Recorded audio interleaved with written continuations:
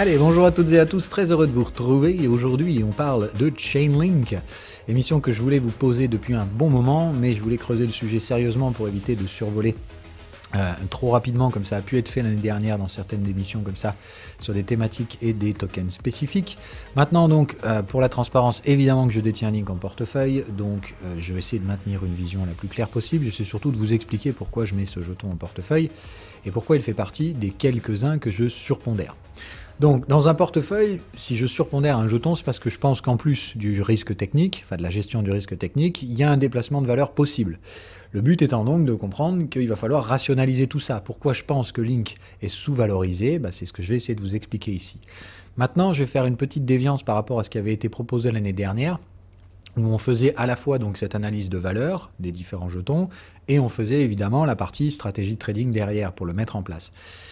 Ça a été reçu de façon un petit peu bizarre l'année dernière, et en tout cas ça n'a pas du tout été perçu de la façon que je voulais principalement, donc on va recadrer un petit peu tout ça. Cette fois et cette année, je ne mettrai pas en place les stratégies de trading pour éviter que certains les mettent en application sans rien y comprendre, que d'autres copient, ou surtout que certains fassent ce doux mélange des genres.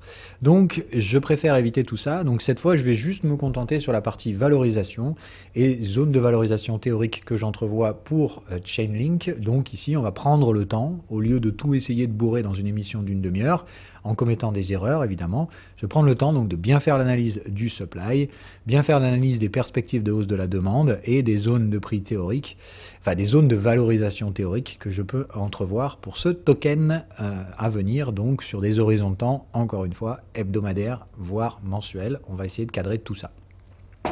Ok, donc on va commencer très rapide par une analyse de prix historique, d'accord? Donc je ne parle pas de mettre en place une stratégie de trading, mais juste de voir où on en est aujourd'hui, dans quel type de contexte de marché on se trouve. Donc si je regarde Chainlink par rapport à l'historique, on va dire l'hebdomadaire est un petit peu chahuté quand même, parce qu'on voit le positionnement des boîtes de contexte qui sont supposées apprécier la valeur justement, montre que sur toute cette portion-là, c'était un petit peu funky. Maintenant, on voit qu'on a un travail de prix à court terme, les boîtes commencent enfin à se stabiliser, et la dernière fois que ça a été le cas, c'était ici aussi. Donc nos zones de valeur se trouvent ici. On va remettre les prix. Donc, on a en gros une première zone de valeur qui avait été traitée vers à peu près 2,50 $. Ici, je ne cherche pas à avoir le prix le plus bas et le prix le plus haut. Juste, on va dire, je prends une médiane de la zone de range. Et donc, bien comprendre que là, pareil, une nouvelle zone de range se met en place, on va dire, avec des valorisations globalement autour de 28-30 $. Donc, on est sur un déplacement de valeur d'à peu près 10 fois, entre les dernières zones de prix travaillées. Si on regarde la structure de la tendance, puisque quand on a monté le prix de 10 fois et qu'on a rangé, c'est-à-dire qu'on n'est pas juste monté pour s'écraser la gueule, ici on a donc affaire à une tendance. Bon, il n'y a pas de doute, on voit bien l'installation de cette tendance, la moyenne s'installe largement et durablement sous les contextes, et on a ici donc cassure des cycles, autrement dit, il n'y a pas de cycle vendeur dans cette zone-là. La tendance aurait dans ce cas-là donc démarré à peu près vers le 13 mai 2019 avec une très forte accélération de cette tendance vers juillet 2020. Ce qu'on voit, c'est que donc cette tendance s'est orchestrée pour l'instant par deux mouvements. Un premier mouvement puis une structure de range, un deuxième mouvement puis une structure de range. Autrement dit, dans cette structure, aujourd'hui, on serait dans une phase de pullback, ce qui correspond à ce qu'on voit au niveau des cycles, puisque pour réaliser un pullback, il faut donc qu'on finisse un cycle vendeur. Donc c'est la première fois qu'on finit un cycle vendeur sur Chainlink depuis 2019, suite à une belle tendance haussière qui a déplacé la valeur. Bon là, à la base, on était à 50 centimes, donc on a fait x5 sur le premier range, puis x10 sur le deuxième. Donc on est sur un beau déplacement de valeur, bien entendu. Et là, il ne s'agit pas de dire que c'est de la spéculation, etc. La distribution des prix est plutôt propre. Si on regarde ici, l'état de la valeur, on n'est pas du tout sur une bulle, on est sur une distribution de prix, tout ce qu'il y a de plus logique. Ok ? Donc on voit bien la distribution de prix est large, il n'y a pas juste une queue de volume à la con, là, comme on verrait sur Apple, ou certains shitcoins qui montent très vite. Voilà un peu le délire. Donc il y a une bonne distribution de la valeur, il y a une tendance, et cette tendance est en train de faire un pullback. Donc déjà, d'un point de vue technique, est-ce qu'il reste du potentiel haussier? Oui. Donc commencez déjà par là. Si vous avez un jeton qui est complètement hors prix, c'est qu'il y a peu de chances que ça continue de monter. Donc là, ok, au niveau du risque technique, on est plutôt bien orienté sur Chainlink. Ça ne veut pas dire qu'on s'arrête là. Ok, ça veut dire que maintenant, si on entrevoit un déplacement de valeur, donc théoriquement là, qui reste et qui est en lien avec les stratégies de moyen terme que j'ai, c'est-à-dire que ce qui reste ici, c'est un cycle hebdomadaire de type excès final, la question étant de dire de combien cette valeur peut être estimée se déplacer par rapport aux fondamentaux qui le soutiennent. C'est là où on va devoir rentrer dans la partie supply. Donc, Chainlink, ok. Niveau supply, alors je n'utilise plus jamais CoinMarketCap, qui est une espèce de daube atomique complètement fausse en termes de distribution des supplies. Bref, ça m'a induit en erreur assez largement l'année dernière dans certaines des analyses d'ailleurs. Donc bien évidemment, plus jamais j'utilise ça. Maintenant, j'utilise Messari, qui fait un très beau travail, même avec un accès gratuit. Donc là, ici, vous avez accès au token supply. C'est donc très intéressant. Donc de voir là, en year to year, on est sur une année. On passe de 406 à 467. On est à peu près sur 14-15% d'inflation. Donc sur l'année, on n'est pas du tout sur un truc stratosphérique. Maintenant, encore une fois, à qui profite le crime de cette inflation? Clairement, ici, c'est la compagnie. Donc bien de comprendre que ces financements-là, ils servent à deux choses, rémunérer la team et surtout financer des nouvelles opérations. Donc autrement dit, le problème, c'est que cette inflation-là, elle ne vous est pas reversée, donc elle vous sanctionne, elle sanctionne le prix. On n'est pas sur une inflation redirigée aux stakers, par exemple Atom, etc. On est vraiment là, c'est la team et la fondation vous diluent. Mais par contre, qu'est-ce qu'ils font de cette thune? Normalement, ils sont supposés donc engager du développement pour poursuivre la croissance et l'activité. Donc, la question qu'il va falloir se poser, c'est maintenant qu'ils nous ont dilué 15% de la market cap sur un an, est-ce qu'ils vont produire quelque chose qui va permettre de compenser ça, voire même de produire encore plus de croissance l'année prochaine? Est-ce que cette dilution nous est profitable ou non?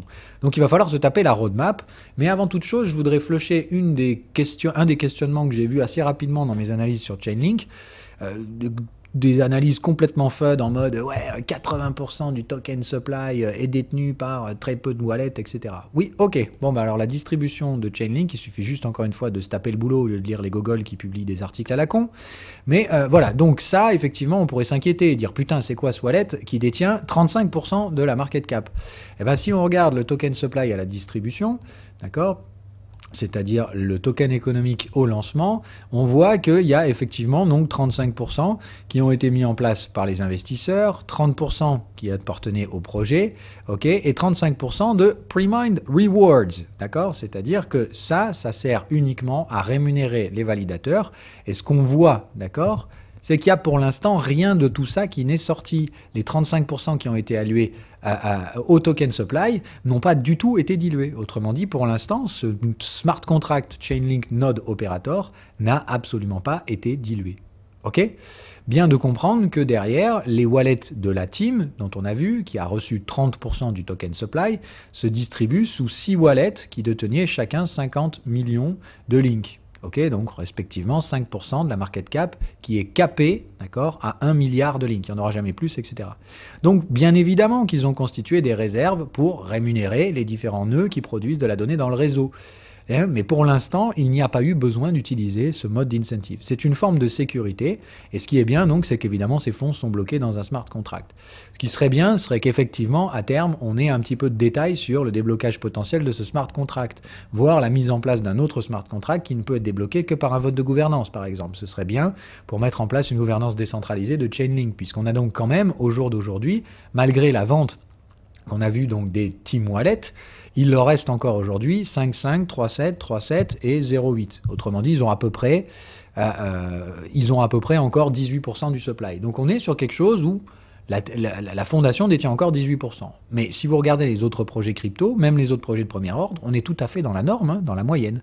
Donc la distribution de Chainlink, est-ce qu'il y a un problème? Non. Si on enlève en plus derrière les wallets d'exchange, type Kraken, Gemini, Binance, etc., les tokens qui sont bloqués en DeFi, d'accord, si on enlève donc les team wallets, etc., vous verrez vite qu'en soi, la distribution du token, elle n'est pas si pourrie que ça, elle est même plutôt bonne. Donc on est sur une très bonne distribution du token. Si vous enlevez donc le fait de ce node opérateur qui est pour l'instant pas utilisé, si vous enlevez les les comptes des exchanges et si vous enlevez les team wallets, d'accord, en soi, il reste que ça, d'accord, du supply en circulation, et regardez sa distribution, hein, on est franchement sur pratiquement 50% distribués dans des gros comptes, et le reste, c'est des tout petits comptes. Donc, on est clairement sur une distrib totalement normale, donc, encore une fois, gros FUD, gros bullshit de certaines personnes qui disent absolument n'importe quoi sur les réseaux. On est franchement, quand on enlève les exchanges, hein, sur du 50-50 entre distribution de wallets et de tout petits wallets. Donc, la distribution est plutôt décentralisée.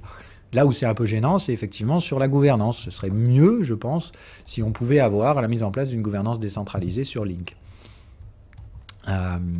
Ok, derrière ce qui nous intéresse, donc comme on l'a dit, ça va être de voir quelle est la roadmap parce que c'est clairement ça qui est important. Pourquoi je vous pose Link? Parce que donc je me suis bouffé cette vidéo il y a 2 jours et elle est extrêmement intéressante. Donc elle date de début janvier. Hein. C'est ni plus ni moins que la roadmap 2022 de Chainlink présentée par le CEO Sergei Nazarov. Donc, petit bonhomme très intelligent, qui connaît très bien son domaine, et ça j'aime bien, et encore une fois, on est sur un système pionnier, c'est-à-dire qu'il n'y a pas de précédent. C'est eux qui sont rentrés sur le marché, et ils ont tout de suite bouffé toutes les parts de marché. Alors, loin de moi l'idée d'imaginer qu'ils seront toujours seuls à avancer devant, parce que tout domaine aura forcément sa compétition tôt ou tard, mais pour l'instant, force est de constater qu'ils ont pratiquement tout le marché. Ok, donc...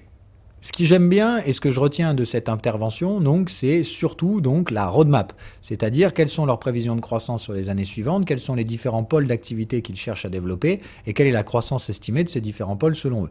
Bon, évidemment, moi je ne fais pas le malin jusqu'à 2025, hein, vous vous rappelez, je vous dis que moi je joue des cycles, donc je sais qu'on a un dernier cycle aussi à jouer en 2022, un cycle de consolidation jusqu'à 2023 et probablement donc un cycle de bulle 2024-25. Donc c'est très bien, mais en termes de gestion spéculative, ce qui va m'intéresser, c'est ce qu'ils ont prévu entre 2021 et 2022, puisque c'est probablement ça qu'on va pricer. Donc 2021, ils ont publié les résultats, etc. Donc c'est très bien. Effectivement, les principales choses qui ont généré de la croissance en 2021 sur le rendement des node operators et les services proposés par le réseau de Chainlink en général, principalement, hein, comme on l'a vu, la grosse partie de l'activité en 2021, hein, pratiquement plus de la moitié, c'est le fait de fournir des données à la DeFi, principalement des données de prix, hein, et donc on le voit, c'était l'activité principale de ce truc-là. Un nouveau secteur donc, qui est apparu en 2020 et qui n'a pas spécialement connu de croissance en 2021, c'est Proof of Reserves, c'est-à-dire le fait d'aller auditer les réserves de certains projets pour en produire donc des preuves. Ça, je ne vais pas vous mentir, ils pensent clairement que ça va doubler d'activité en 2022 et je suis plus que d'accord avec eux. Avec l'arrivée de nouvelles blockchains, voire l'arrivée carrément de blockchains propriétaires privés dans l'écosystème Cosmos, entre autres, hein, dont on a parlé, il me semble que de plus en plus de transparence va être nécessaire, soit via des audits type Certic, soit carrément via l'utilisation dynamique de Proof of Reserves, qui évidemment pourront sans problème être fournis par les différents nœuds du réseau Chainlink. Ok.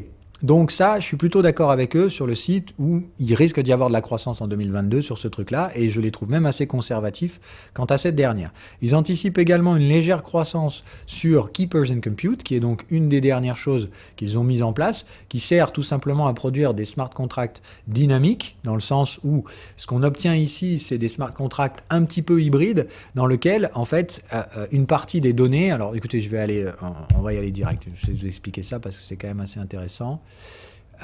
Voilà. Donc, ce qu'ils ont appelé donc Chainlink Keepers, je vous invite à vous renseigner un peu sur le truc, je vais le faire très rapidement, hein. Mais hop, voilà, donc ça c'est un petit peu toutes les utilisations qu'ils entrevoient avec ce truc-là, donc automatisation de DAO, donc de Decentralized Autonomous Organization, des trading strategies, l'automation de trading stratégies, des NFT dynamiques. Bref, en fait, ce qu'ils ont essayé de mettre en place avec ça, alors c'est déjà fonctionnel, hein, comme je vous le dis, donc ça produit déjà des revenus et d'autres arrivent. C'est fonctionnel sur BSC en mainnet, en testnet, Ethereum mainnet, testnet et Polygon, donc déployé déjà sur pas mal de blockchains.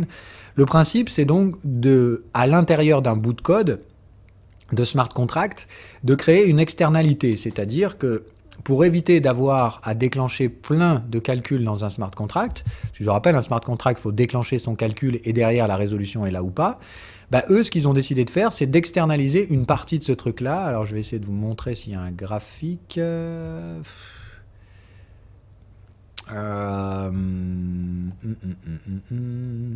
Non.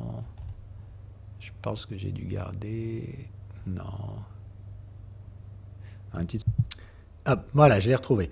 Donc, le principe, c'est de comprendre que ça fonctionne comme ça. C'est-à-dire qu'à l'intérieur d'un smart contract, on va pouvoir déployer certaines lignes de code qui vont faire appel à ce qu'on appelle donc Chainlink Keepers, qui vont servir, eux, de leur côté, à travailler off-chain, c'est-à-dire que vous avez votre smart contract qui est déployé on-chain, d'accord ? Et une partie à l'intérieur de ce smart contract, une partie de code, va être exécutée périodiquement d'accord? Évidemment, il faudra payer un gas fee, enfin l'équivalent d'un gas fee en link, d'accord? Donc plus vous tentez d'exécuter le code qui sera fait off-chain par les Chainlink Keepers, plus évidemment il faudra alimenter votre code en link. Hein, c'est ni plus ni moins qu'une externalisation d'un process de calcul à l'intérieur d'un smart contract. Évidemment, ici on est sur un process décentralisé, hein, donc il ne s'agit pas d'une entité centralisée qui déclenche des contextes pour vous via du serveur. Là, on est donc sur une décentralisation d'un réseau qui va tout simplement, lui, exécuter une partie conditionnelle que vous stipulez à l'intérieur du smart contract. Donc on est ici sur de la multiconditionnalité et les différentes sources ici peuvent être de différentes natures. Donc tous les data feeds qui sont fournis par les opérateurs Chainlink, plus des conditionnalités temporelles, etc. Bref, on est ici sur un codage de smart contract qui, comme on l'a vu avant, permet de faire plusieurs choses, automatiser des stratégies de trading, des liquidations automatiques, des ordres limites, etc. Bref, ça permet de préprogrammer une partie de l'activation du smart contract, ce qui permet derrière d'éviter des activations trop rapides de ces derniers, d'accord?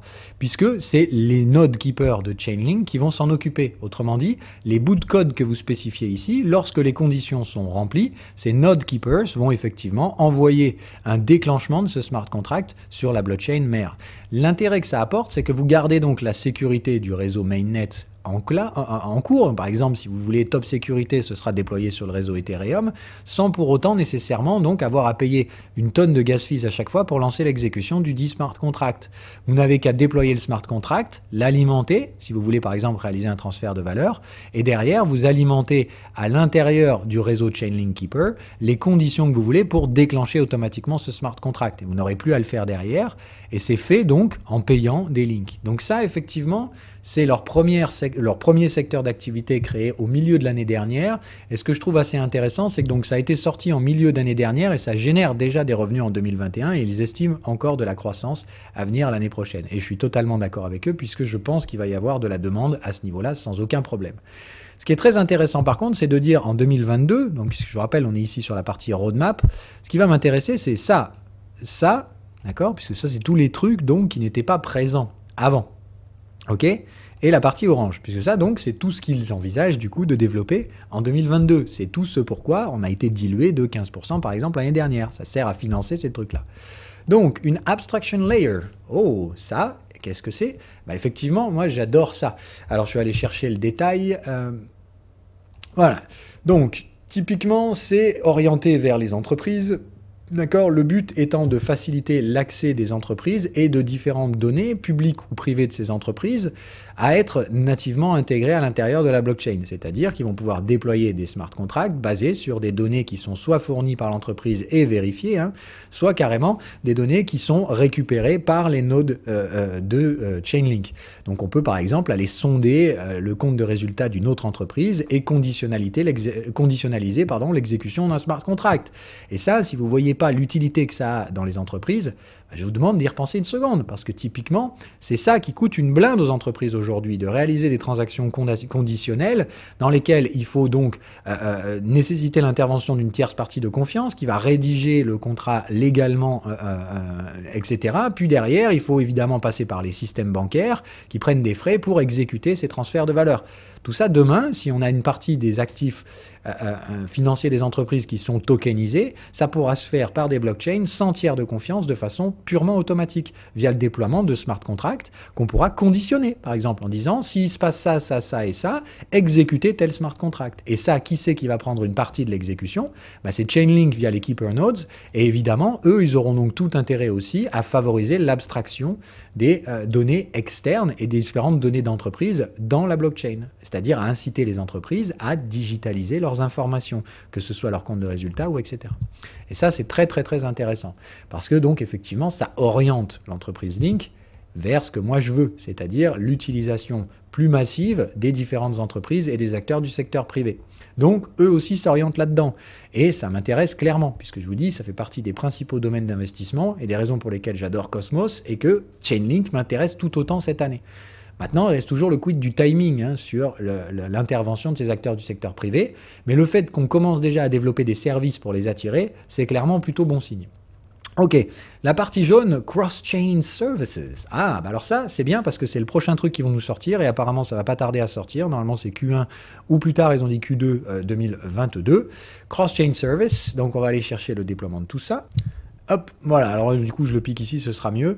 Donc comment ils expliquent ça? C'est tout simplement qu'ils vont mettre en place une méthodologie donc, de communication inter-blockchain, mais principalement orientée sur leur secteur d'activité. C'est-à-dire que là, on n'est pas en mise en compétition, par exemple, avec l'IBC de Cosmos, qui est ni plus ni moins qu'une interopérabilité par défaut, mise en place et activable évidemment sur demande, hein, activable volontairement, c'est-à-dire que les blockchains restent souveraines hein, sur l'IBC, mais on est sur une communication à l'intérieur de l'écosystème Cosmos, évidemment. Derrière, pour communiquer avec le reste, il faut soit que les autres blockchains, si elles ont de type Proof of Stake avec une fast finality, elles peuvent se connecter sans problème à l'IBC qui est compatible, mais évidemment, toujours pareil, certaines blockchains ne veulent pas le faire, soit parce qu'elles veulent utiliser leur propre bridge, etc. Mais donc, il y a l'IBC qui est une communication inter-blockchain, et eux, il faut donc comprendre que ce qu'ils veulent débloquer, donc le CCIP, donc le Cross-Chain, comment ils ont appelé ça? Attendez, je vais essayer de retrouver le nom. Cross-Chain Interoperability Protocol, qui sert ici à l'échange de données. Alors, l'ICP peut également le faire, mais l'ICP, qu'est-ce que je dis?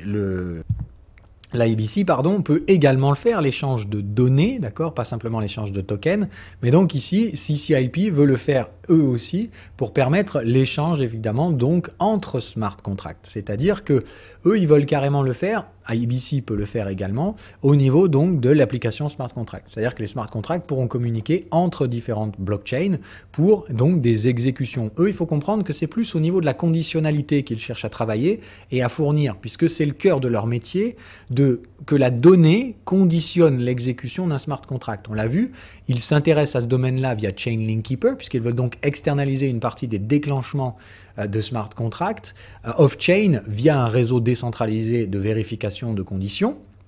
Et ils veulent donc fournir la donnée derrière, donc ils veulent traiter la donnée, aider à la fournir via ces nodes et permettre le transfert de ces données à l'intérieur de différentes blockchains. Donc j'espère encore une fois que vous comprenez qu'il y a beaucoup d'intelligence derrière tout ça. C'est la même intelligence que ce que je retrouvais à l'époque chez Cosmos quand je m'intéressais à ce projet-là. C'est tout est placé dans le bon ordre, tout a été intelligemment pensé il y a très longtemps. On n'est pas ici dans quelqu'un qui suit simplement la vague du dernier machin, de la bulle NFT, etc. On est sur des bonhommes qui bossent depuis 2 à 3 ans, qui ont une vision et qui avancent. Et qui développe, ça bosse, ça sort des produits, et les produits sont fonctionnels. Alors, CCIP, ça arrive, puisque donc, ils ont terminé l'année dernière la première partie, donc Chainlink Keeper. Mais on développe, donc CCIP, ça va encore une fois créer des opportunités, ce sont des offres qui n'auront, à mon avis, aucun problème à trouver de la demande.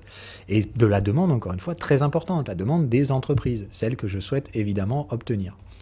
Ok, derrière, donc, on a vu ce truc-là, donc cross-chain services, abstraction layer pour permettre aux entreprises de s'intégrer de plus en plus dans les blockchains et d'avancer vers la digitalisation de leurs données.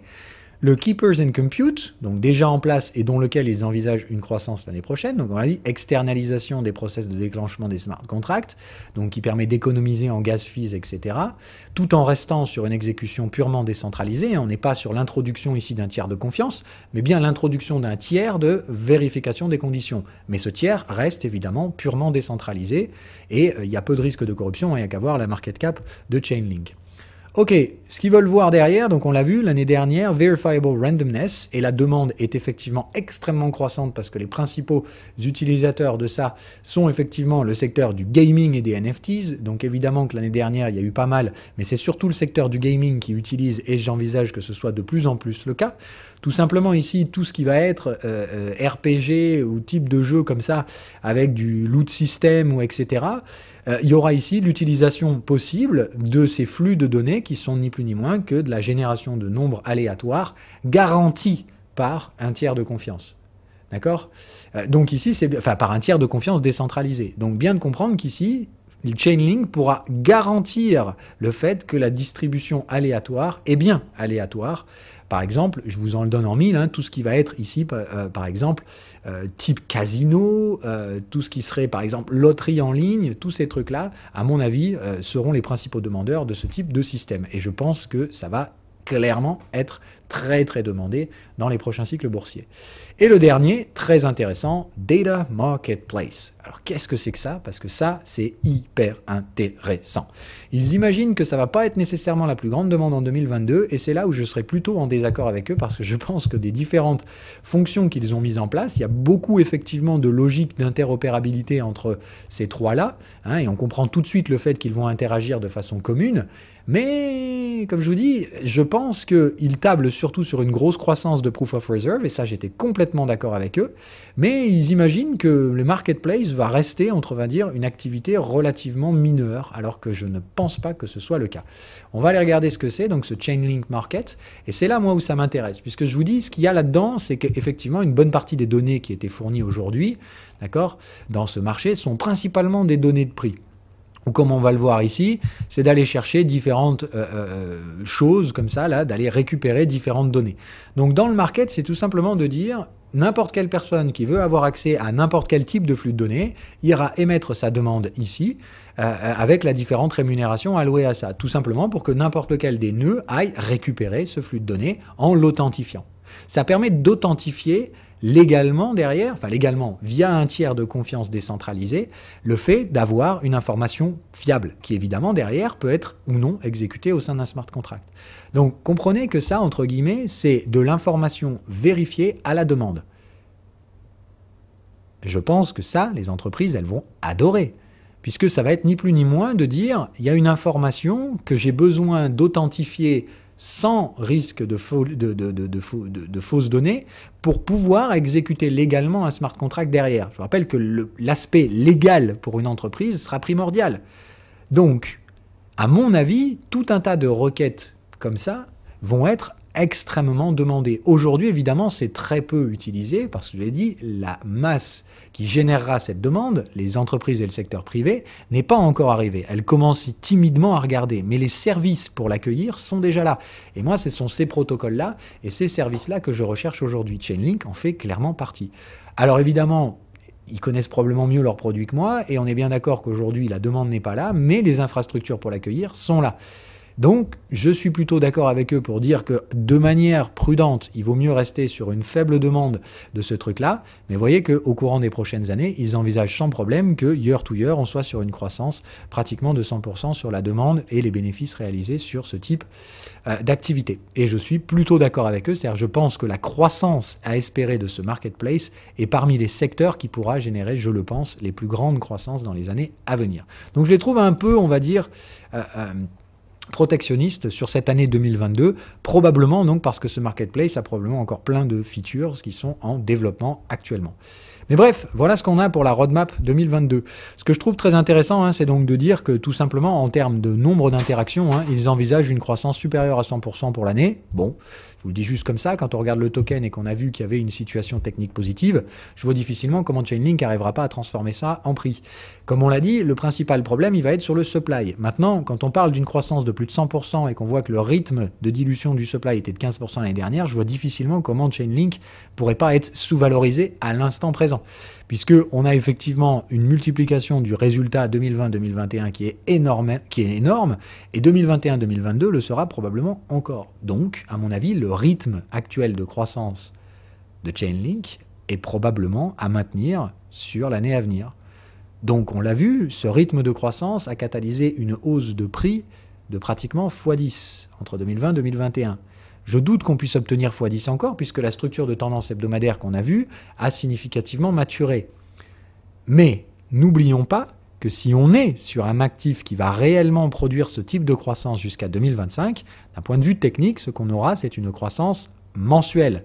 Donc la première des choses que je regarde sur Chainlink après d'un point de vue technique, c'est que si on a une situation d'excès final hebdomadaire, bon bah déjà on va devoir installer de la valeur ici, ce qui m'invite à penser que le minimum de croissance qui va être fourni au moins par ces trucs-là nous permettra d'atteindre des ATH sur Chainlink. Ok.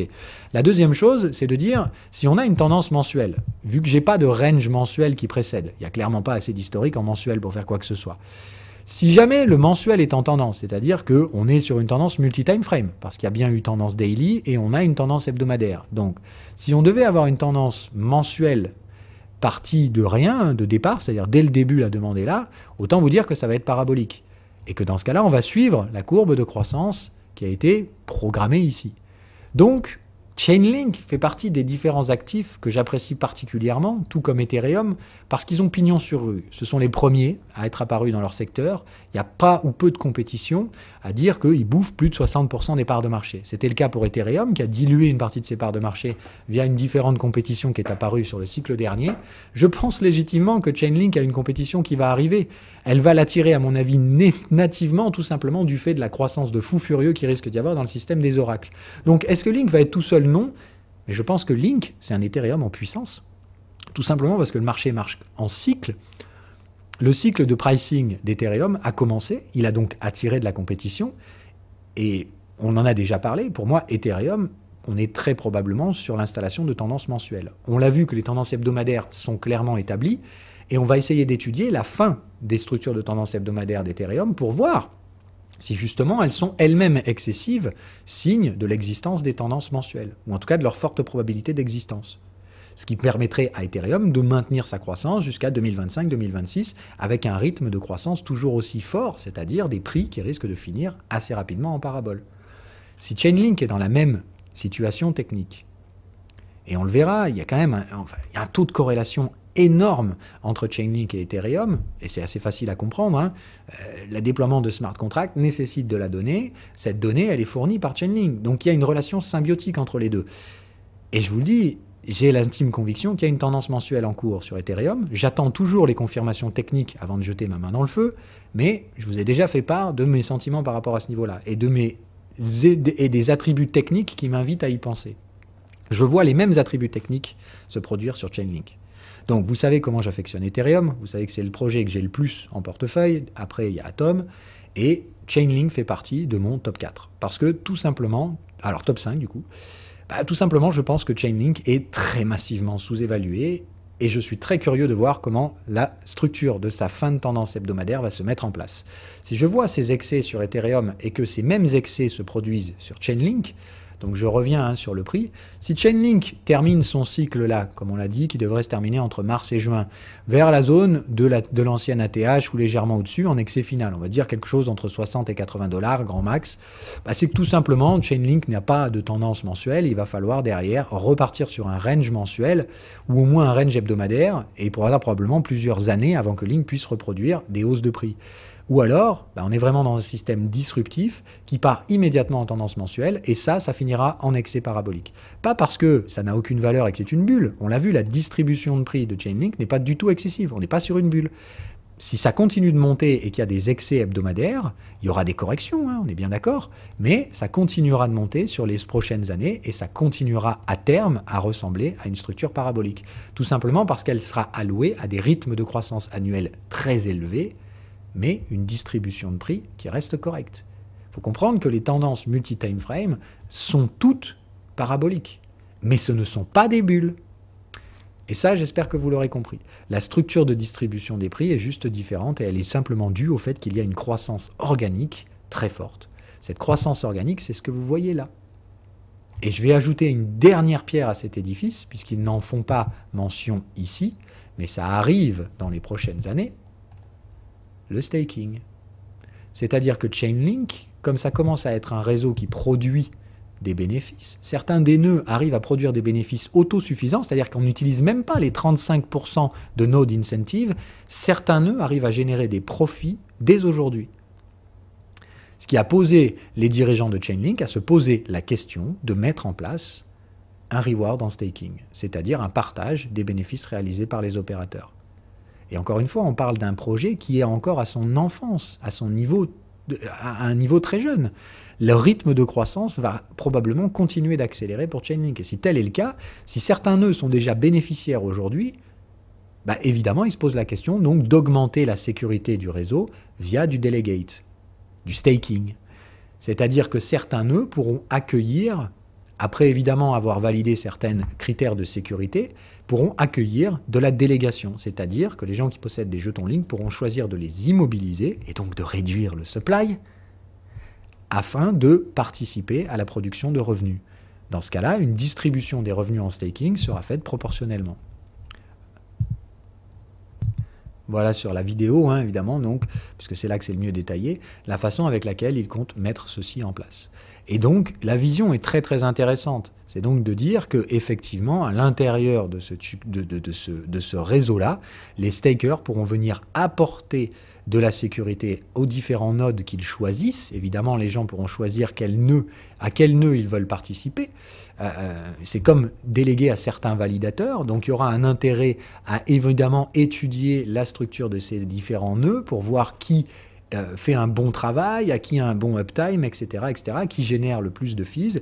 Et ces nœuds-là pourront obtenir une sécurité supplémentaire et renforcée via l'augmentation d'un dépôt de garantie, d'un proof of stake, donc d'un stake de dépôt de gens qui détiennent des jetons Link.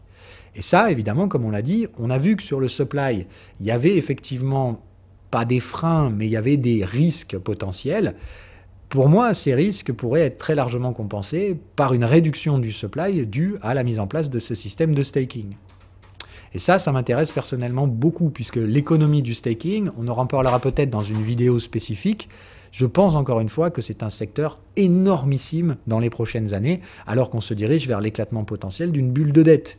Donc le rendement sécurisé à faible risque, tel que l'était dans l'histoire de la construction de cette gigabulle de dette, l'était par exemple les contrats d'obligations souveraines ou etc. étaient considérés comme sans risque. Je pense que demain, une partie de ces rendements sans risque sera substituée aux revenus de staking des protocoles qui génèrent de façon récurrente des revenus.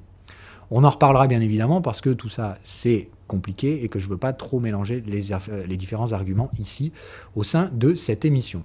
Et on termine donc avec la vision moyen terme de ce schéma-là. La vision long terme. Donc, ce qui les intéresse à terme, c'est donc de finir de construire ce mécanisme de situation décentralisée pour, évidemment, permettre à terme de numériser de plus en plus d'informations du monde réel et particulièrement dirigé vers le secteur des entreprises, ce que j'aime beaucoup, de servir d'intermédiaire, donc à la fois dans l'exécution des smart contracts et dans le protocole CCIP qu'ils tentent de mettre en place pour qu'il y ait interopérabilité au sein de différents smart contracts via différentes blockchains qui permettent donc de déclencher des événements conditionnels sur différentes blockchains. Ce qu'ils veulent donc faire, c'est que Chainlink se trouve un peu autour de tout l'écosystème smart contract, comme une espèce d'enveloppe autour de tout ça qui sert tout simplement à produire des services efficients pour réaliser des transactions toujours plus précises avec des conditionnalités toujours plus précises. Et ça, si vous le comprenez, ce sont des thématiques desquelles je vous parle déjà depuis pas mal de temps. Donc évidemment que ça m'intéresse de voir que Chainlink se dirige dans cette direction. Ça ne me surprend pas, puisqu'évidemment c'est ce que j'ai toujours pensé qu'il ferait. Donc quand je vois le prix de Chainlink aujourd'hui, quand je vois sa situation sur support hebdomadaire, dans un pullback hebdomadaire, et qu'en plus de ça je vois la roadmap qui colle clairement pour moi avec des choses qui peuvent sans problème produire de la croissance sur 3 à 4 ans, ben je me pose la question de l'existence potentielle des tendances mensuelles, les mêmes questionnements que je me suis posé à l'époque sur Ethereum. Et d'un point de vue technique, j'attends, tout comme sur Ethereum, la validation de ces potentiels. Et ça, je le verrai sur la fin de ce cycle. Si Chainlink devient excessif sur la fin de ce cycle, hebdomadaire, j'en serai pas surpris du tout. Ce sera même pour moi le signe que, effectivement, beaucoup d'autres investisseurs sont en train de se mettre à moyen terme sur ce projet. Il y aura évidemment des replis, loin de moi l'idée de dire qu'on va monter en ligne droite. Et il y aura tout un cycle vendeur à manger au courant de l'année prochaine. Donc il y aura des retracements. Mais retenez bien que si on est sur une tendance mensuelle, il n'y aura plus jamais de creux descendant. Et ce sera creux et sommet ascendant sur toutes les UT inférieures, hebdomadaires, etc. Ok? Donc, oui, Chainlink. Et oui, je pense qu'à moyen terme, il y a un potentiel très intéressant, pour l'instant très spéculatif, mais voilà. Qu'est-ce que ça peut donner en termes de market cap? C'était l'hypothèse que j'ai mis dans le titre de cette émission. Est-ce que je pense que Chainlink, c'est un numéro 3 légitime? Je ne vais pas vous mentir, je pense que oui.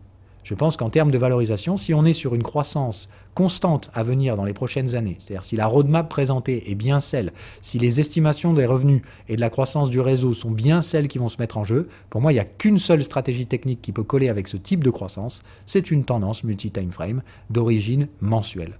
Et si cette chose-là arrive, eh bien, il n'y a aucune chance que Chainlink ne suive pas le réseau Ethereum en termes de croissance. Vous savez ce qui s'est produit sur Ethereum sur les années précédentes, et vous savez ce qui reste à faire sur ce réseau en termes de valorisation. Je pense que légitimement, sans aucun problème, Chainlink peut, d'ici 1 à 2 ans, se retrouver numéro 3. Et en soi, est-ce que ça ne ferait pas du sens?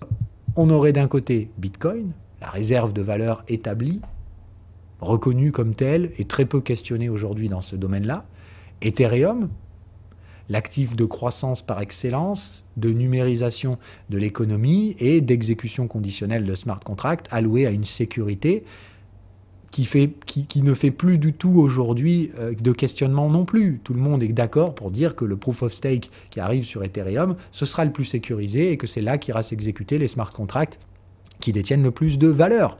Qui dit le plus de valeur dit évidemment qu'il faudra accepter de payer un peu plus cher sur ce réseau. Bref, autrement dit, le revenu fee de l'Ethereum restera toujours supérieur à ses collègues, donc sa market cap attirera toujours plus de rendement, etc. En troisième, BNB, je pense sérieusement qu'en troisième, Chainlink, d'ici 1 à 2 ans, ça ne me surprendra absolument pas. Chainlink serait dans ce cas-là la position du numéro 3, c'est-à-dire l'interopérabilité de la donnée qui permet l'exécution de ces smart contracts. Pour moi, la donnée a pratiquement autant de prix, voire peut-être même à terme plus, mais là on est plutôt sur du 10-15 ans, que les protocoles qui permettent d'exécuter. Si vous y réfléchissez, l'abstraction layer dont il parle, c'est-à-dire le fait de produire la donnée qui exécutera à terme le smart contract, puisqu'on parle de système proof of stake, avec un delegate proof of stake qui va arriver en plus, on l'a vu, est-ce qu'il ne vous paraîtrait pas logique que la chaîne d'abstraction qui permet donc l'exécution du smart contract, la donnée, soit pas sécurisée au moins autant, voire plus, que le réseau qui exécute le smart contract à la fin? Donc oui, là évidemment on va très loin, mais je préfère élargir la vision. Je suis même possiblement ouvert au fait que Chainlink à terme puisse même être un Ethereum killer. Alors évidemment il ne tuera pas Ethereum, puisqu'on en a parlé, il s'agit d'une relation symbiotique. Mais dans cette relation symbiotique, je reste personnellement ouvert à l'idée que dans plusieurs années, Chainlink soit même plus cher qu'Ethereum en termes de sécurité allouée au réseau, donc de market cap par rapport au proof of stake. Mais il y a beaucoup de choses à faire. Ethereum est beaucoup plus en avance sur sa roadmap que ne l'est Chainlink aujourd'hui. Donc, il va falloir réaliser cette roadmap. Il va falloir voir comment vont être distribués les tokens du 35% de Node Rewards. Est-ce que justement on va pouvoir récupérer une partie de cette distribution via du proof of stake? Et ça, ce serait très intéressant, puisque dans ce cas-là, il n'y a pas de dilution du jeton. Mais là, voilà, beaucoup de questionnements. Donc pour moi, les risques sont bien plus élevés à investir sur Chainlink qu'ils ne le sont à investir sur Ethereum. Par contre, je pense que les rendements à réaliser dans le futur sur Chainlink sont supérieurs à ce que pourront proposer les rendements d'Ethereum. Donc plus de risques, plus de rendements. À vous de voir évidemment ce que vous voulez peser dans cette recherche, dans une gestion de portefeuille. En tout cas, j'espère aujourd'hui avoir tiré certains questionnements. Je vous rappelle que vous ne pouvez pas trader des idées, vous devez trader des stratégies de trading. Donc chacun sa stratégie. À vous de construire votre stratégie de gestion du risque. Il va de soi ici que quand on parle d'investissement, si vous commencez à mettre en place l'utilisation d'effets de levier et de trucs du genre, je vous recommande d'y repenser à 2 fois. Et sur ce, écoutez, je ne veux pas faire ce mélange des genres, de mettre en place une stratégie technique après avoir partagé ces idées. Donc on reste aujourd'hui dans le terme de la réflexion. J'ai essayé de rationaliser une grande partie de cette réflexion en étudiant le tokenomics convenablement cette fois et bien en détail, les différents risques qu'on voit par rapport à ce projet. Et pour ne pas les citer, pour les reciter, il y a un risque au niveau de la centralisation. J'aimerais bien la mise en place d'une décentralisation de la gouvernance. Même s'il y a une vraie transparence de la team, ce serait mieux si on avait une gouvernance décentralisée. Dans un second temps, tout ce qui est par rapport à la distribution des jetons, on voit que l'arrêt des ventes de la team vont probablement arrêter de freiner la consolidation des prix sur ce pullback. Donc c'est plutôt ici une bonne chose. Mais il ne faut pas que ça redémarre. Si ça devait redémarrer, ça inquiétera encore les investisseurs. Et pour finir, la partie roadmap, pour moi, carrément hyper bien orienté par rapport à la demande que je perçois à venir de ces marchés. Chainlink est hyper bien positionné pour profiter grandement de cette croissance et surtout Chainlink n'a aucune compétition. Donc oui, la compétition risque d'arriver, mais n'oubliez pas que la compétition pour les Layer 1, ça n'a pas du tout fait baisser Ethereum, bien au contraire. Ça a juste consolidé la position de force d'Ethereum. Le fait d'avoir une compétition, c'est la preuve qu'il y a une forte demande. Voilà, c'est tout ce que j'ai à vous dire pour l'aspect Chainlink, les oracles en général. Donc Chainlink principalement, mais je pense que ça touchera d'autres oracles. Clairement, pour moi, un des secteurs en vogue à venir sur cette fin de cycle. Et si la fin de cycle est excessive, ce sera même le signe que ce cycle-là n'aura pas sa fin et qu'on ira bien plus loin dans les années à venir. Voilà!